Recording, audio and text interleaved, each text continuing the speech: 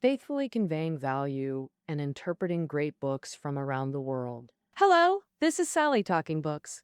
Today, the book I'm interpreting for you is The Dream of Splendor in the Eastern Capital. The Eastern Capital in the title isn't Tokyo in Japan, but the capital of the Northern Song dynasty, Bianjing, which is now Kaifeng in Henan province. When you think of the Northern Song dynasty, do you still have that impression of it being poor and weak, constantly getting beaten up by neighboring countries?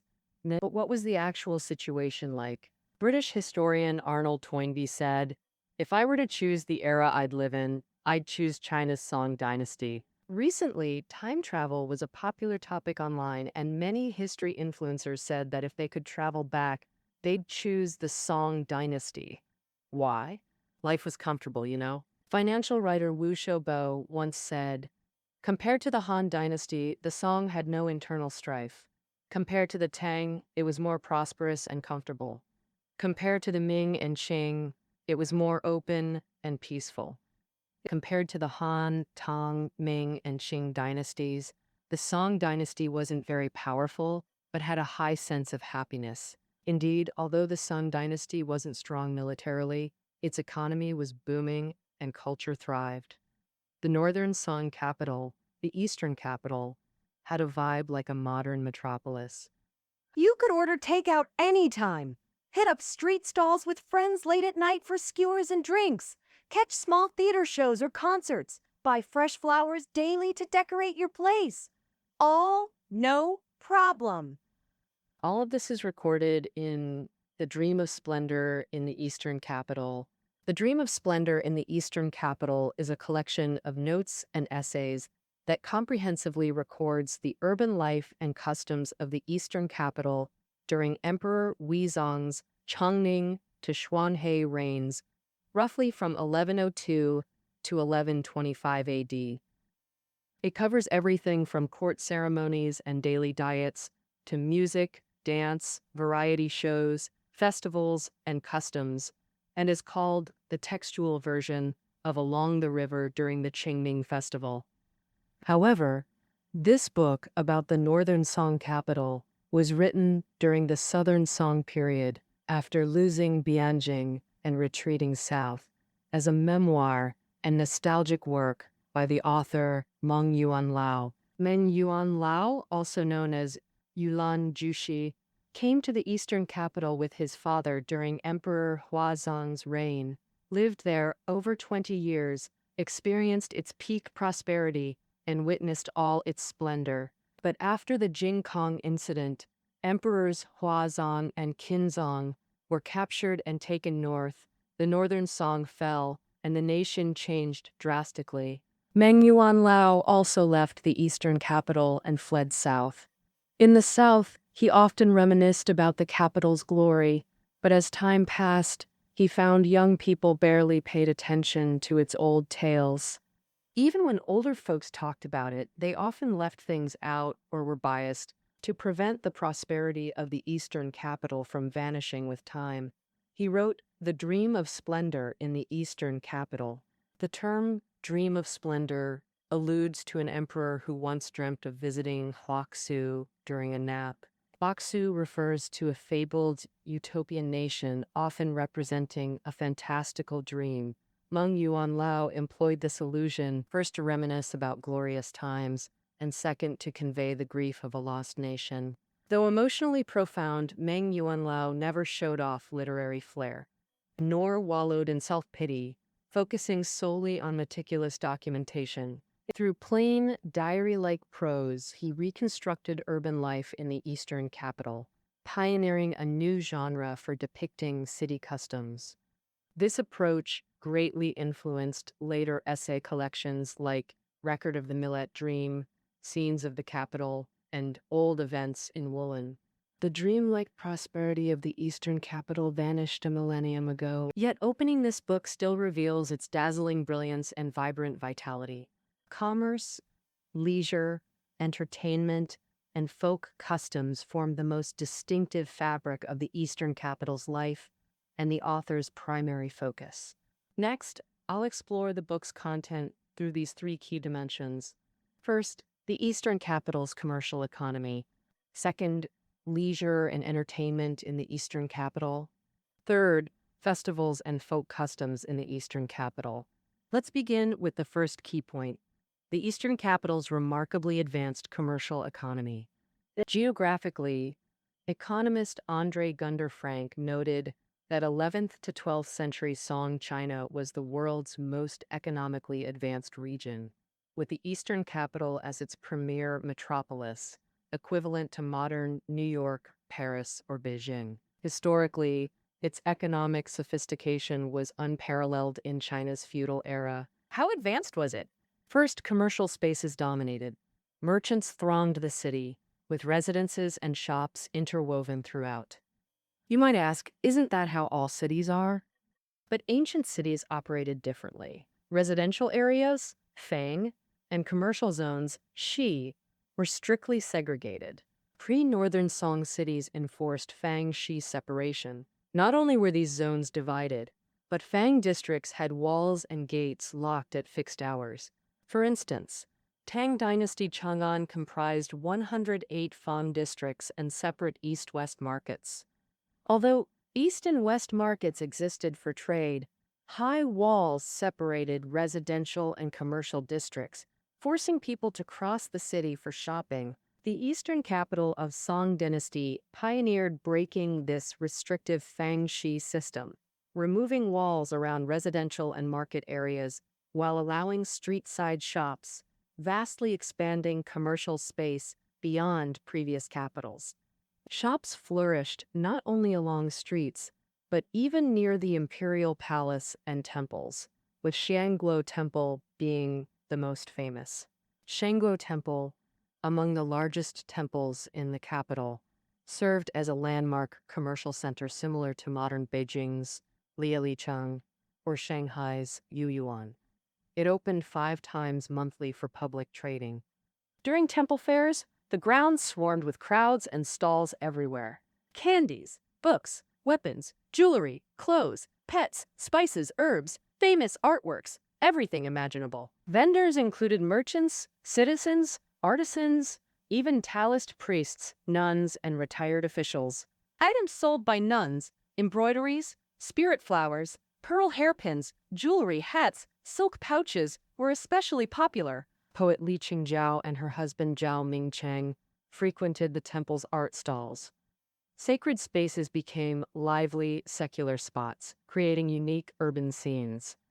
Commerce thrived not only spatially but also temporally, with longer hours than previous dynasties. Stores operated flexibly, some 24/7, following the Northern Song government lifting curfews. Pre-Northern Song, cities enforced curfews. District gates closed at dusk, with street movement prohibited. Violators would be jailed to reflect on life. After curfew abolition, commerce flourished day and night, creating bustling morning and night markets. Morning markets! Starting at 5th watch, 3 to 5 a.m., temple acolytes claimed iron plates or wooden fish to announce dawn, rousing officials and shoppers as vendors opened. They sold face-washing water, congee, dim sum, tea, and herbal decoctions. Others offered fresh meat, fish, vegetables, plus artworks and luxury jewelry. Among morning markets, a particularly special one was called the ghost market. This form of ghost market provided rich imaginative material for many later novelists. But originally, it was just a type of morning market called ghost market due to its operating hours. Most markets typically open during the 5th watch with flickering lanterns and dispersed at dawn, mainly selling clothes, paintings, wreaths, women's hair accessories, and such. Night markets started operating after dusk. Nightlife became an important measure of a city's economic vitality. Before the Song dynasty, curfews prevented people from nighttime activities most evenings. But in the Song dynasty, with curfews abolished, people's nightlife became rich and colorful. Multiple night markets existed everywhere: downtown, suburbs, even quiet areas, with major ones like Zuke Gate, Jiaoqiao, Maxing Street, and Longjin Bridge markets. The liveliest was Maxing Street Night Market, bustling nightly with jammed carriages and shoulder-to-shoulder crowds. An interesting detail recorded in Tiwei Mountain conversations notes mosquitoes swarmed everywhere except Maxing Street Market. Why? Because mosquitoes feared lamp oil, and with countless lamps burning all night there, not a single mosquito survived. Eastern capital folks truly adored their night markets. Sushi recalled during the 1056 flood, when Kai River breached and flooded the capital. Yet amid the deluge, Longjin Bridge Market remained brilliantly lit, turning into a floating market without dampening locals' enthusiasm for shopping and eating. Year-round morning and night markets greatly facilitated life, seamlessly connecting. Night markets still closing as morning ones opened, keeping streets bustling nonstop, creating 24/7 commerce that made the Eastern capital a true sleepless city. So why was the Eastern capital's commerce extraordinarily advanced? Three reasons. First, convenient external transportation. The Northern Song chose the Eastern capital over historically authoritative Luoyang or Chang'an, precisely for its superior location. Situated in central plains by the Yellow River, it had exceptional waterways, shipping, and land routes, with four navigable rivers crossing the city, creating interconnected networks ideal for trade and economic growth. Second, the internal city layout was open and interconnected. During the Northern Song period, the Eastern capital underwent multiple renovations and expansions, with a city scale far surpassing previous eras from the outer to inner parts. The Eastern capital was divided into the outer city and inner city. The imperial city had a nested concentric square structure. The outer city wall was over 50 li in circumference, with walls 4 zhang high and 11 gates. The inner city, also called the Li City, had 10 gates. The imperial city, also known as the Palace City, had 6 gates and was the location of central government institutions and the emperor's residence. The concentric square layout, combined with numerous gates, made the entire city layout of the Eastern capital open, facilitating convenient movement within the city. Third, the Northern Song had lenient and inclusive economic policies. In ancient China, agriculture was emphasized while commerce was suppressed. Merchants had low social status. Among scholars, farmers, artisans, and merchants were the lowest class, discriminated against in imperial examinations, politics, and even clothing. But the Sung dynasty made an exception. Since the government did not prioritize military expansion outward, it focused heavily on internal economic development. The government encouraged commercial development, greatly elevating merchants' social status. Not only could they wear the same clothes and use the same utensils as scholars and commoners, but they also had opportunities to enter politics. Merchants' children could attend schools and take imperial examinations. So, additionally, as mentioned earlier, in terms of space, the Eastern capital abolished the Fangxi separation system in urban planning, and in terms of time, it abolished the curfew system. This also reflected a lenient and inclusive commercial environment. Inspired by these policies, everyone from top to bottom in the Northern Song joined the commercial activities, creating a spirit of all people as merchants, which greatly enhanced the economic vitality of the Eastern capital. All right, that covers the first key point I've explained for you. As the commercial space of the Northern Song capital, the Eastern capital's convenient transportation, rational layout, and lenient policies together built it into a commercial metropolis. Now, let's move on to the second key point, the leisure and entertainment in the Eastern capital during the mid to late Northern Song, where the entire industry was highly mature, with entertainment content so rich it could almost ensure even modern people traveling back wouldn't be bored. So, what leisure and entertainment venues did people frequent? Next, we'll discuss them, roughly divided into 3 categories. The first category includes hotels and tea houses, which focus on dining and also offer entertainment, making them favorites among Eastern capital citizens. In terms of consumption level, the most high-end were the large wine houses. There were 72 large, high-class wine houses in the eastern capital, such as Fenglei Lu, Pan Lu, Chongqing Lu, and Huishan Lu. These wine houses were large-scale, lavishly decorated, open year-round, 24/7. They resembled modern clubs or nightclubs, offering not just exquisite dishes, premium teas and wines, snacks, fruits, and famous dim sum, but also various song and dance entertainment programs. At night, these grand establishments blazed with lights, with hundreds of beautifully made up singing girls gathered along corridors awaiting summons from afar. Uh, they looked like celestial maidens descending, immensely popular among officials, scholars, and wealthy heirs. The largest and most luxurious was Fanglei Lu, hosting over 1,000 guests simultaneously.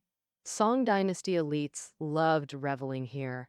Legend says Emperor Huizong even met famed courtesan Li Shishi here. If grand wine houses were high-end, the small restaurants and tea houses citywide were ordinary citizens' beloved hangouts. These places offered great value, creating numerous specialty brands, like Wang Lu's plum blossom buns, Shui family's lamb rice, Ma Dong's soups, and Sister Song Wu's fish stew, all were famous. On days you didn't want to cook, buying ready-made meals or ordering delivery was super convenient. Yep, you heard right. Takeout already existed back then, confirmed in Along the River during the Qingming Festival painting. On a street before a tea house, an apron-wearing guy holding 2 bowls prepares for delivery, eyes sharp, like urgently seeking the address. Truly astonishing. Beyond food, these places buzzed with singers, storytellers, and masseurs. For just 50 to 70 coins, you could comfortably kill half a day, affordable for middle-class families. The second type of leisure spot citizens frequented was wazi and gulan. What were these? Wazi, also called washi or washi, were commercial complexes combining performances, storytelling, variety shows, and markets. Gulan were performance stages within wazi, theaters, acrobatic arenas. At least 9 wazi existed inside or outside the capital, with major ones downtown, like Sanjiawazi on bustling Panlu Street, right next to the palace. Wazi sizes varied. Large ones had 50 or more Gulan stages, hosting thousands simultaneously. Essentially, Wazi Gulan were the cultural entertainment centers, offering storytelling, opera, puppet shows, music, sumo, animal acts, magic, acrobatics, chess, and more. Each category had finer subdivisions. For example, storytelling was divided into minor singing, piao singing, vocal imitation, scripture lectures, historical narrations, drum lyrics, palace tunes, etc. Over 20 varieties existed to satisfy different enthusiasts' cultural needs. Minor singing involved setting poetry to elegant, refined music, highly favored by scholars. Piao singing contrasted with vivid lyrics and popular melodies, like today's pop songs, adored by common citizens. As an international metropolis, the Eastern capital absorbed diverse cultures, with fusion performances preserved in Wazi-Gulan. For instance, the classic drama Mulian Rescues His Mother originated from Indian Buddhist tales via Dunhuang, still performed as living fossils in Anhui to Jiangxi. Similarly, magic, animal shows, and acrobatics blended foreign and local cultures, still common today. The third leisure category for citizens was gardens and countryside. Gardens offered spring flower viewing and outings, both imperial and private, often open to the public. Private gardens included Yujin Garden and Shuifeng Pond South, Yishang and Buddha Garden West, Kuaihuin East, and Li Consort Garden North, all accessible to commoners. Imperial gardens like Jinming Pool opened annually from March 1st to April 8th. In spring bloom, these gardens became public leisure hubs. On fine days, city dwellers enjoyed day trips, calling friends, bringing families, laughing freely in fields. During holidays, suburban gardens buzzed like markets. People wore flowers, drank, sang, and swung on swings. Played kuju, ancient soccer, until dusk, reluctantly leaving at gate closing. Carriages and palanquins brimmed with freshly picked blossoms. Such rich entertainment stemmed from the emerging citizen class. With over 1.5 million residents, countless families possessed assets exceeding 10,000 guan, signifying widespread prosperity. Even more enviable to modern people is their abundance of holidays, totaling 112 days annually. With money and leisure time, demand for recreation was robust, and spending power was astonishing. Several details in The Dream of Splendor in the Eastern Capital prove this, starting with perk consumption. Back then, tens of thousands of pigs were driven through Nanshun Gate daily for slaughter in the city. Yet, scholars estimate pork accounted for only 12% of total meat consumption at the time. Second is flower consumption. Citizens adored floral arrangements and wearing blossoms. Demand was huge, with some florists earning over 10,000 pots worth in a single morning. Eastern capital residents had both means and willingness to spend on self-indulgence, and contrary to stereotypes, women were key participants in leisure activities. They dined at winehouses and tea houses, visited entertainment districts, lingered in gardens, even gambled in casinos, all socially accepted without question. All right, that concludes leisure in the Eastern capital. Now let's discuss part 3, festivals and folk customs in the Eastern capital. The Northern Song had over 20 official holidays, all granting 7-day breaks, with 5 major ones: New Year's Day, Lantern Festival, Cold Food Festival, Tianqing Festival, and Winter Solstice, equivalent to 5 golden weeks. Envious. Each festival featured rich activities, some similar to modern Qingming, Mid-Autumn, or Double Ninth, others far more elaborate. Festivals like Lantern, Double Seventh, and Winter Solstice remain, while others have nearly vanished, such as the Ghost Festival on July 15th. First, the grandest, the Lantern Festival, the most magnificent celebration in Song Dynasty. Though held on the 15th, festive atmosphere built up long before. Right after winter solstice, lantern scaffolds already lined the imperial street. Performers filled the arcades, magic, acrobatics, storytelling, opera, kuju soccer, monkey shows, riddle guessing, endless spectacles. Lantern displays lasted 5 nights, 14th to 18th.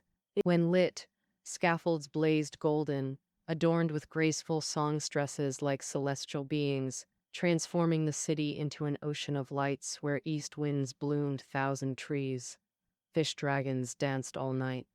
Ugh. People flooded streets, admiring lanterns, watching shows, savoring food, reveling through the night.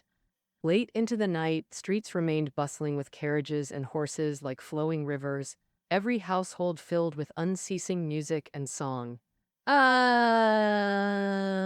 During her exile in the South in later life, Li Qingzhao recalled, with deep nostalgia, women of the Eastern capital during the Lantern Festival adorned themselves with beautiful hats decorated with kingfisher feathers and hairpins made of gold thread and white silk, dressing elegantly to go lantern viewing together. Beyond public festivities, there was also a tradition during the Lantern Festival. The emperor celebrating with the people. During the festival, Emperor Huizong would take his consorts to the Xuande Gate Tower to admire lanterns and performances. Citizens who arrived early could glimpse the imperial visage up close. Vendors selling snacks gathered below, awaiting the consorts and eunuchs who came to view the lanterns. Since the royals paid generously for snacks, some lucky vendors became rich overnight. Emperor Huizong also bestowed wine upon the people. Lantern viewers, regardless of status, age, or rank, could drink imperial wine at Duamen. Beyond the Lantern Festival, every holiday in the Eastern capital had specific rituals. For example, during Yuandan, New Year's Day, people wore new clothes and exchanged visits and greetings. The imperial court held grand assemblies. During Lichen, whipping spring literally meant whipping an ox. During Qingming festival, people swept tombs and went spring outings. On April 8th, they held the Jade Buddha Vegetarian Festival. For Dragon Boat Festival, they hung mugwort dolls and offered zongzi, 5 colored rice balls, tea, and wine to deities. On Qixi Festival, lovers met and women prayed for needlework skills. On July 15th's Ghost Festival, they honored ancestors and fallen soldiers. Mid-autumn featured moon viewing. Double ninth involved mountain climbing. Winter solstice meant new clothes, feasting, and ancestral worship. Lava Festival included lava kanji. On Little New Year, December 24th, they posted kitchen god images and lit lamps under beds. New Year's Eve saw exorcism rituals in the palace and family vigils. Many such traditions continue today. No matter the festival, Eastern capital residents participated with full enthusiasm. Everyone from top to bottom joined in. Having covered festivals, let's now discuss the folk customs of that time. The Dream of Splendor in the Eastern capital contains many descriptions of folk customs. Taking weddings as an example, the book details marital procedures and customs. From betrothal to marriage and from fetching the bride to ceremonial bows, multiple rituals existed. Marrying a bride in the Eastern capital involved numerous steps, including drafting betrothal letters. These included engagement wine, presenting betrothal gifts, urging the bride to dress, preparing the bridal chamber, fetching the bride in a sedan chair, gate-blocking games, scattering grains and beans, sitting on the bridal bed, spreading auspicious items on the bed, sharing a gourd cup, and exchanging nuptial wine, all taking at least 7 days. Many rituals and taboos existed primarily to protect the newlyweds from harm and pray for their auspicious, fertile marriage. Some wedding rituals remain in practice today. A prosperous era's vivid tapestry, never forgetting the sorrow of lost homeland. The eastern capital was Meng Yuan Lao's utopia in memory, which he cherished endlessly. A millennium later, leafing through the dream of splendor in the eastern capital feels like entering a magnificent dream. Nation at peace, people prosperous, year-round festivals, lantern viewing at Yuanxiao, spring outings at Qingming, needlework prayers at Qixi, moon appreciation at mid-autumn, mountain climbing at double ninth, ancestor worship at winter solstice. Everywhere stood elegant towers, pearl curtains, embroidered doors, with carriages flowing like rivers. Yet, like colorful clouds dispersing or glass shattering, after cataclysm, the dazzling splendors vanished instantly. The eastern capital's golden age abruptly became a Huatsu dream. Memories immersed Meng Yuan Lao, yet also filled him with melancholy. Within those ukiyo-e-like words emerges an inescapable love for homeland and grief for a lost nation. Well, that concludes our interpretation of The Dream of Splendor in the Eastern Capital. Keynotes are below the audio. See you next time.